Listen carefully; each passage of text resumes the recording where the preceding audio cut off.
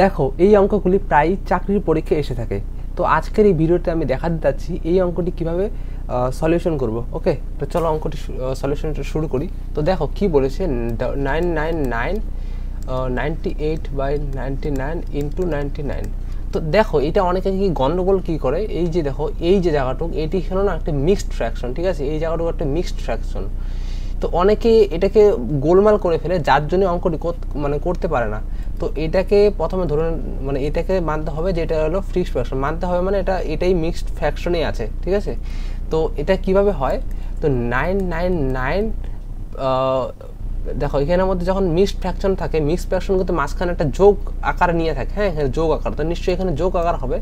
যোগ আকার নিয়ে 98/99, ঠিক আছে, আমরা ব্র্যাকেট দিয়ে ক্লোজ করলাম ইন্টু 99। এখন আশা করি অনেকের বুঝতে বিষয়টা সহজ হয়েছে, সহজ মানে সহজ লাগছে।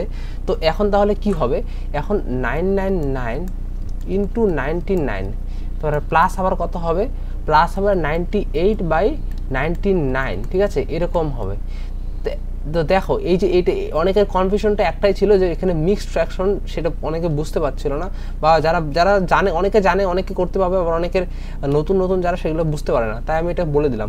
তো এখন কি হবে, এখন এগুলোকে গুণ করতে হবে। তো আমরা যদি এটাকে কাটাকাটি করি, দেখো এই দুটো কেটে গেল, ঠিক আছে, তো রইল শুধু 98। তো সমান সমান থেকে 999 যদি 99-এর সঙ্গে গুণ করি তাহলে কত হবে, তাহলে হবে 9898, তারপরে কত 98901 হয়ে থাকে, 901 হয়ে থাকে, এবং এর সঙ্গে 98 আমরা যোগ করে দিব। যেই আমরা যোগ করব কত হবে, 8 আর 1 9 আর 9, তারপরে 9, তারপরে 8, মানে 998999।